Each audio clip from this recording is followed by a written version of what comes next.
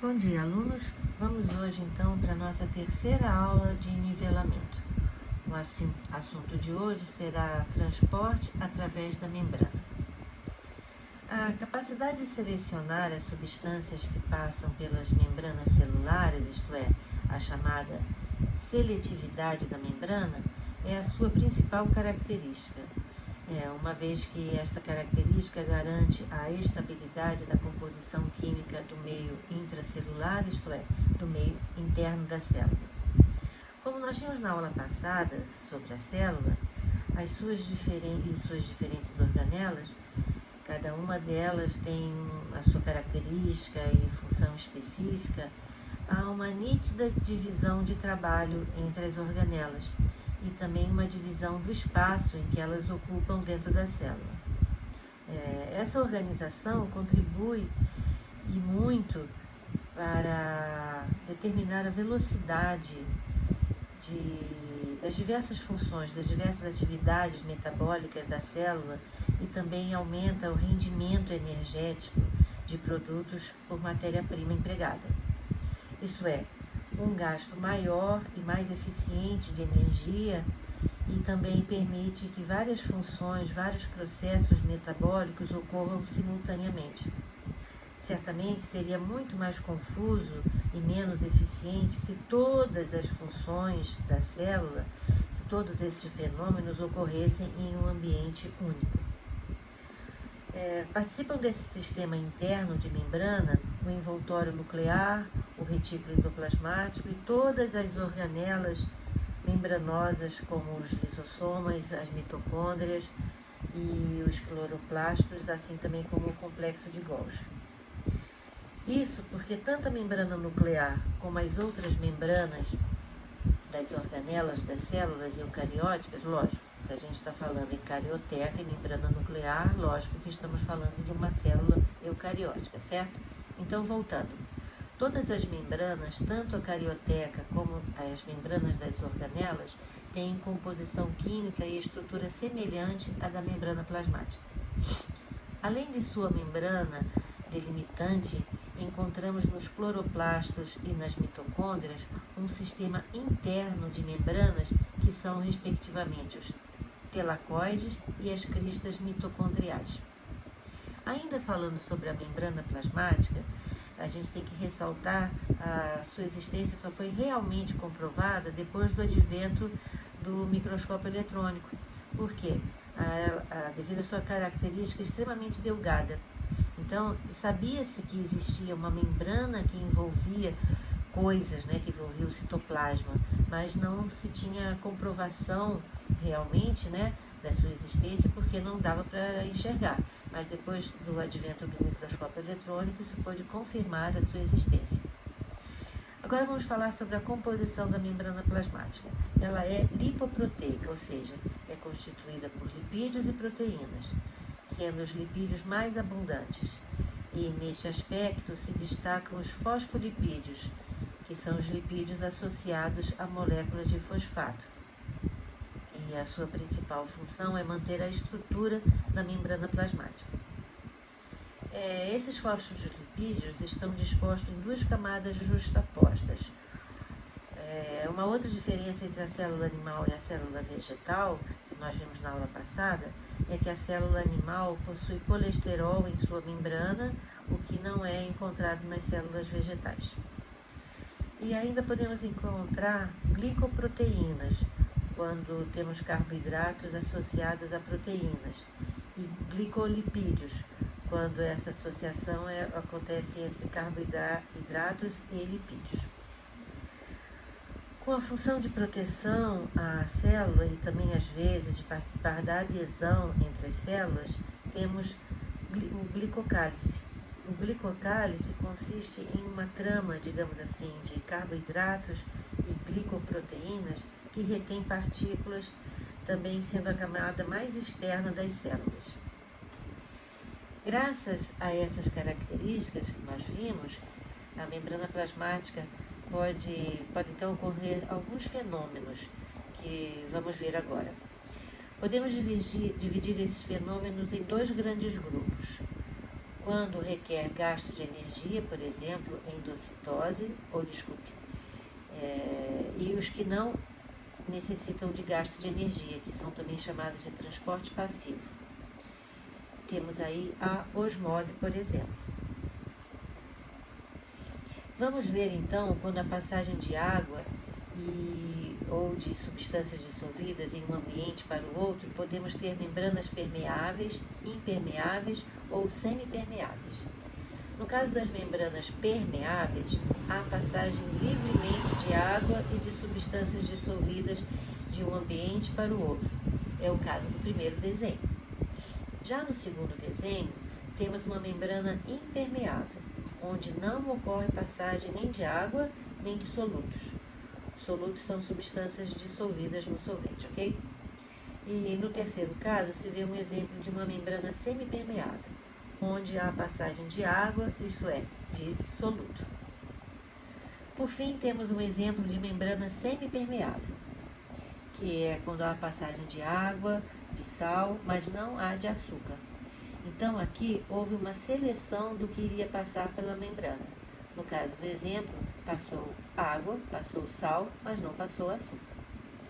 E nesse aspecto, precisamos entender o conceito do que é gradiente de concentração. O que vem a ser gradiente de concentração?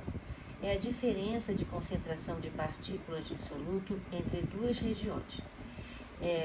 Aqui é importante ressaltar que a passagem de substância através da membrana plasmática a favor do gradiente de concentração, ou seja, da região de maior concentração para de menor concentração.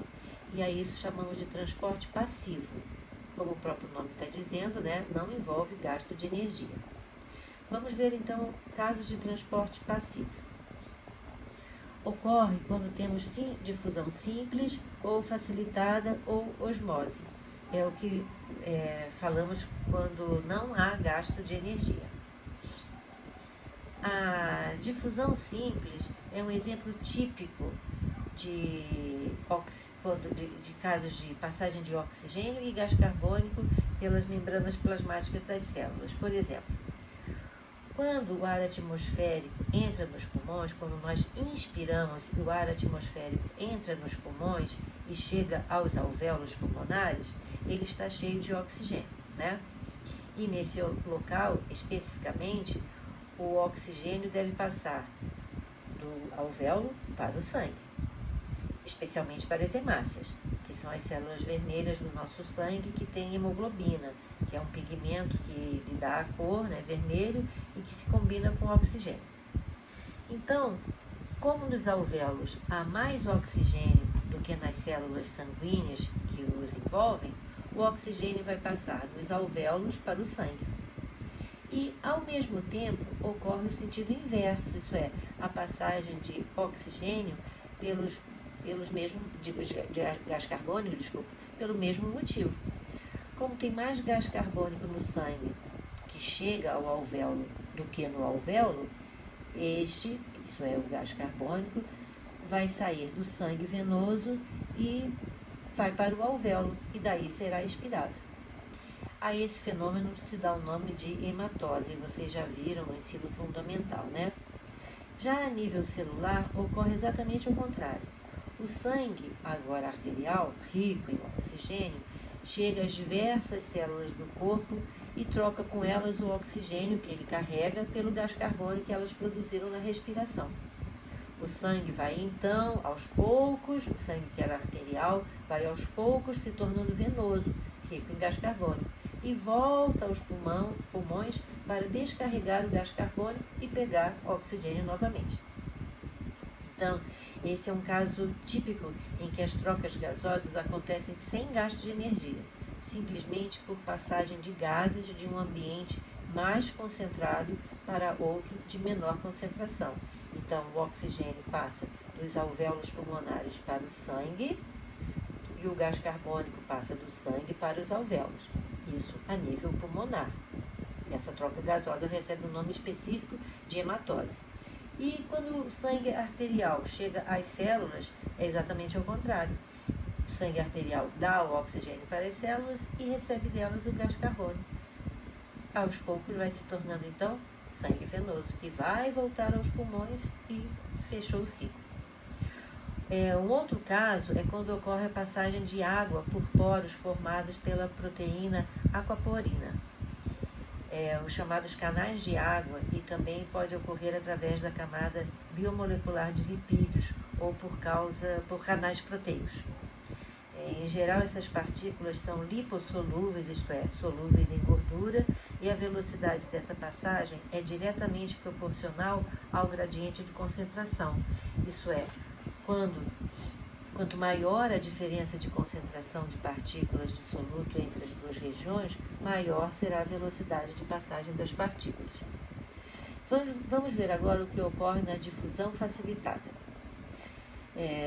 Ocorre quando moléculas atravessam a membrana plasmática a favor do gradiente de concentração, que é da região mais concentrada para a de menor concentração. Também é sem gasto de energia, porém a velocidade é maior do que na difusão simples, porque existem moléculas transportadoras que agem como canais de passagem. Esses canais de passagem são proteínas que se ligam às partículas transportadas e são específicos. Da mesma forma que nós vimos que ocorre na ligação de uma enzima com um substrato, que nós vimos na primeira aula do nivelamento, né? Especificidade. Um exemplo de difusão facilitada é o que ocorre na absorção de glicose nas velocidades intestinais para os capilares intestinais. A glicose passa, então, das microvelocidades para os capilares para ser distribuída para todas as células do corpo. A velocidade de difusão inicial é proporcional ao aumento da concentração de soluto, que se estabiliza a partir do momento em que todas as facilitadoras, que são chamadas permeases, estão ocupadas, sendo, portanto, superior à velocidade de difusão simples. Um outro exemplo de substâncias transportadas através da difusão facilitada é o transporte de aminoácidos. Um outro tipo de transporte passivo é a osmose. Nesse caso, é um caso de difusão simples em que é envolvida apenas solvente, que nos sistemas biológicos é a água, né? Vamos entender a osmose com um exemplo simples. Imagine que nós temos um funil com uma solução de água e açúcar que é fechada em uma das suas extremidades por uma membrana semipermeável, ok? Semipermeável. Como já falamos, uma membrana onde haverá passagem de solvente, isto é, de água.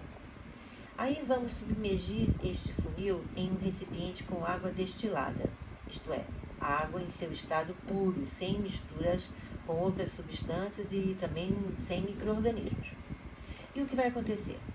Por osmose, a quantidade de água que vai passar pela membrana e entrar no funil será maior do que a que vai sair. E assim, o nível de água no interior do funil vai aumentar. Com isso, a solução que estava no funil será diluída. Mais água, mais diluída. Apesar de entrar muita água no funil, não vamos alcançar a igualdade das concentrações, porque a água destilada não contém partículas dissolvidas. Quando o peso da coluna da água exercer uma pressão grande, vai parar a subida do nível de água no funil. Quando eu digo pressão grande, estou dizendo que a pressão exercida pela coluna líquida ficou igual à pressão osmótica, isto é, a pressão que força a água a entrar por osmose em uma solução. Agora, fazendo uma observação.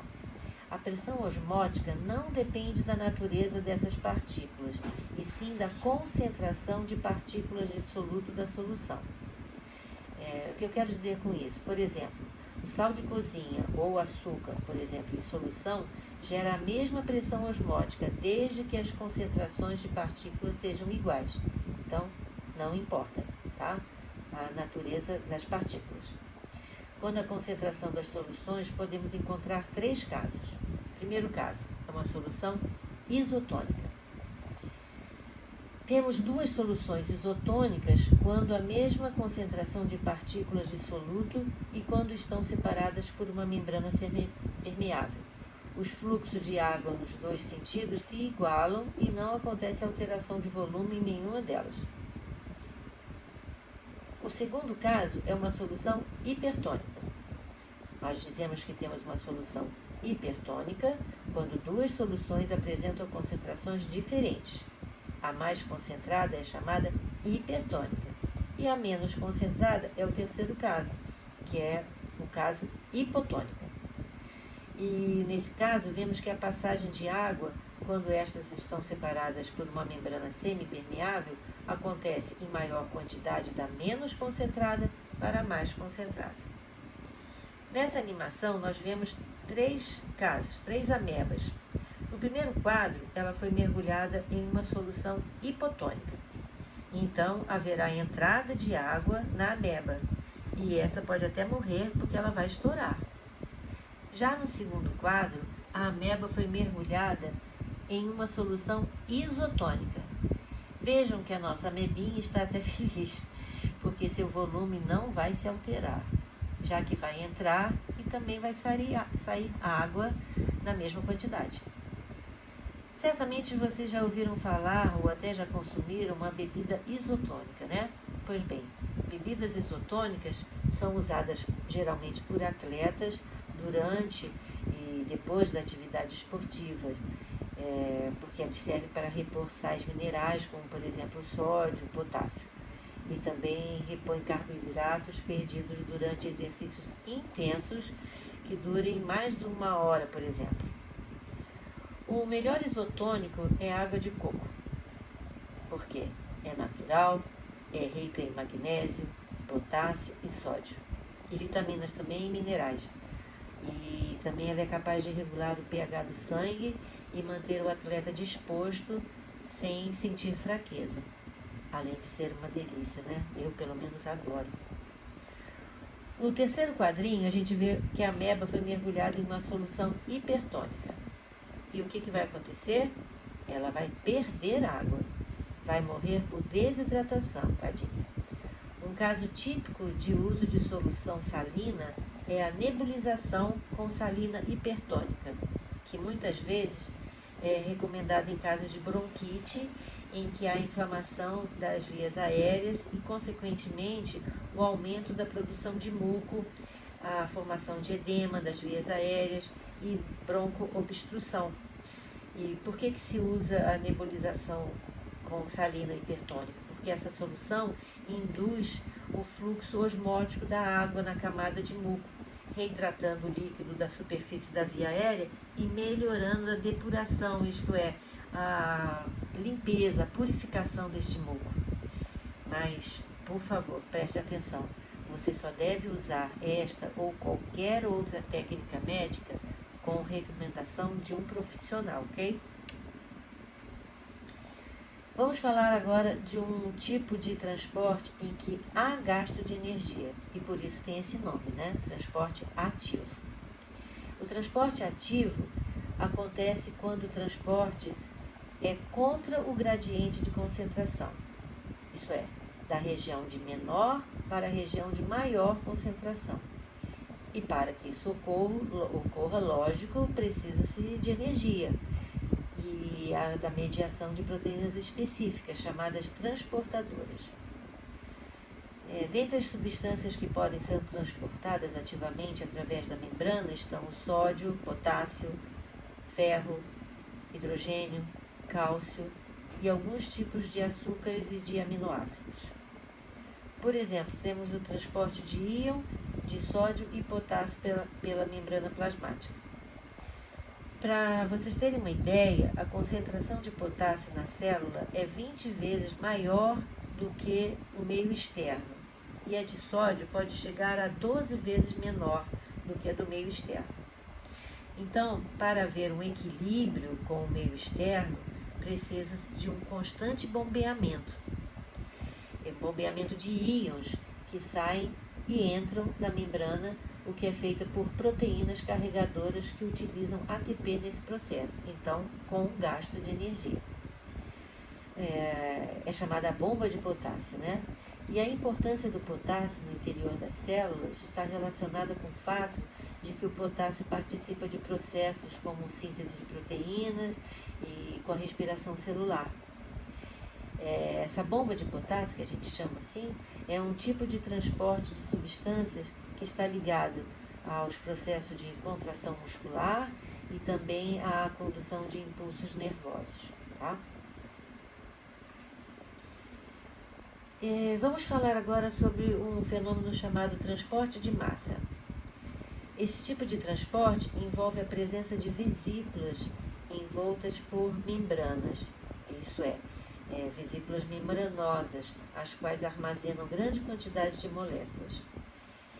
Esse processo pode direcionar substâncias para dentro ou pode realizar sua eliminação para o meio externo.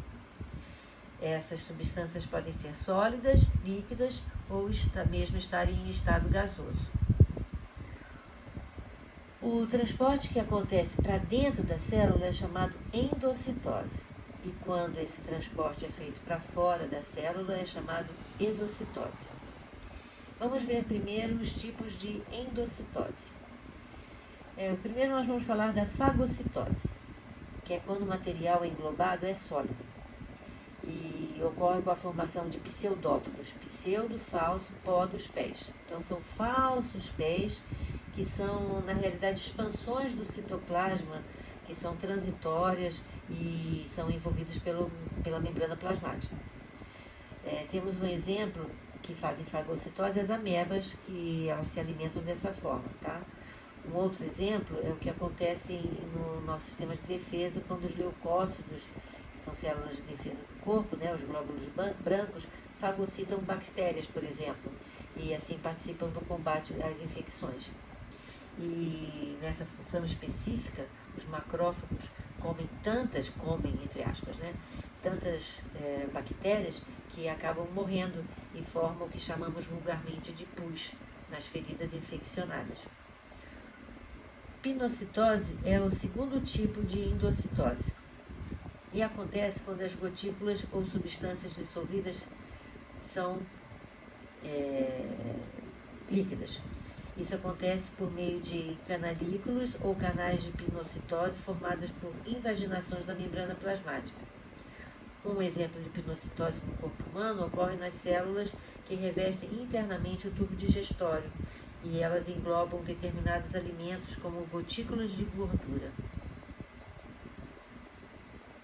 As células vegetais e a osmose. Agora vamos falar o que acontece com as células vegetais em alguns casos.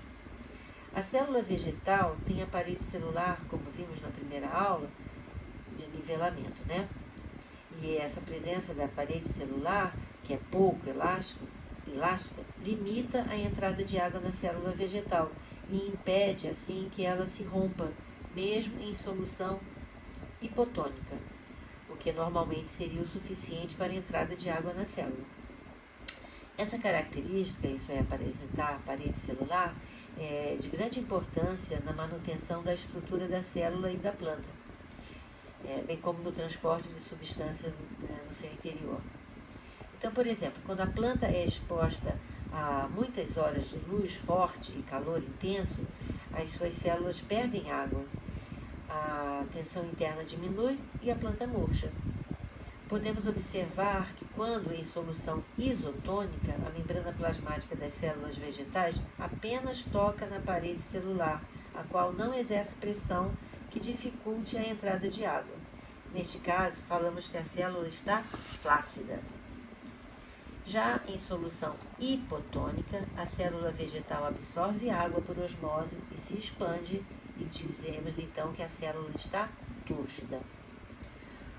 E quando a célula vegetal fica em solução hipertônica, ela perde água, se retrai, a ponto da membrana plasmática e o citoplasma se afastarem da parede celular.